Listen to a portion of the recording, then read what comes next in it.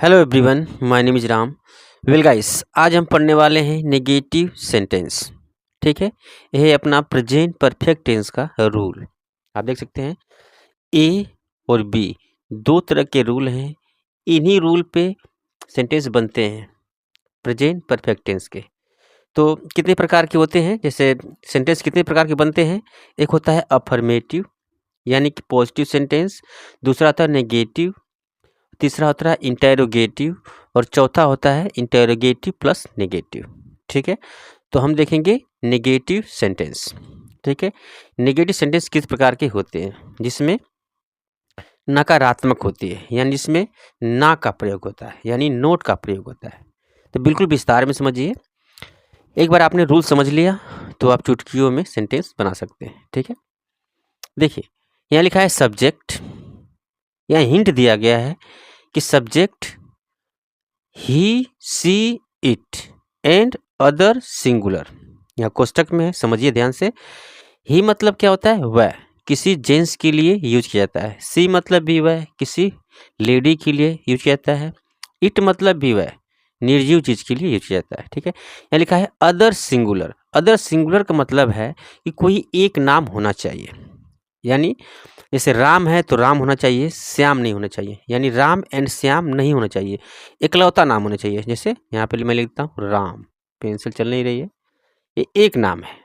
ठीक है, तो ऐसा होना चाहिए, डबल ट्रिपल नेम नहीं होना चाहिए साथ में। ठीक है, तो सब्जेक्ट अगर आपका होगा ही सी इट या कोई एक नाम, उसके साथ क्या लगेगा भाई, हैज, हेल्पिंग वर्ब हैज लगेगा।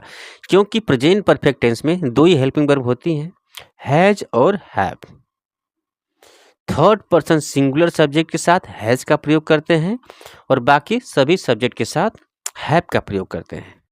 ठीक है, तो सब्जेक्ट आपको पता लग गया कि इन सब्जेक्टों के साथ हैज का प्रयोग किया जाएगा। इसके बाद नोट प्लस वर्ब की थर्ड फॉर्म।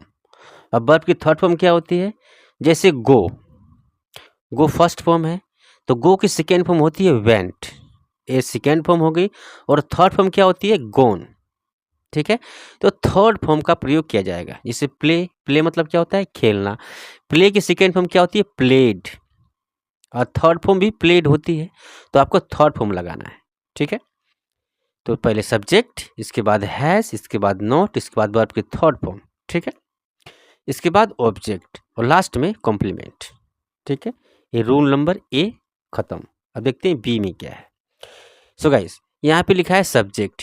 अगर आपका सब्जेक्ट होगा I we you they and other plural. Other plural का मतलब यानी एक से ज़्यादा नाम होना चाहिए, जैसे Ram and Shyam, Sita and Geeta, Rohan and Sohan.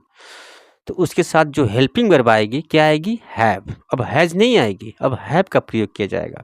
ठीक है, तो आई वी यू दे या एक से ज़्यादा नाम के साथ क्या आएगा, हैव प्लस नोट, इसके बाद वर्ब की थर्ड फॉर्म।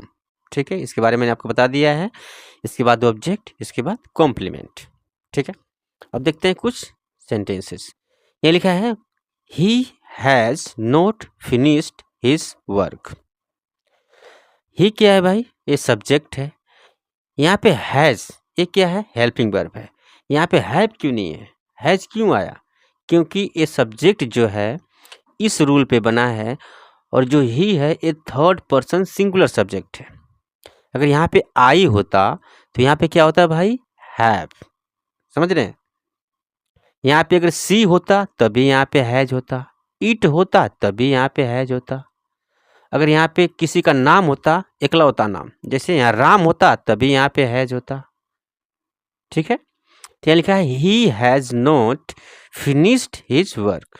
ठीक है, उसने अपना कार्य खत्म नहीं किया है। ठीक है, ही हैज नॉट, इसके बाद यहाँ वर्ब की थर्ड फॉर्म। फिनिश मतलब क्या होता है, समाप्त करना या पूरा करना या खत्म करना, तो यहाँ पे ईडी लगा हुआ है, ये वर्ब की थर्ड फॉर्म है। ठीक है, तो ही has not finished his work, उसने अपना काम समाप्त नहीं किया है। ठीक है, दूसरा देखिए, यहाँ लिखा है Sonam has not cooked food. अब देखिए यहाँ पे लिखा है सोनम, एक ही लड़की का नाम है, इसीलिए यहाँ पे क्या है, हेल्पिंग वर्ब अपना हैज। यहाँ नोट है, यहाँ है वर्ब की थर्ड फॉर्म।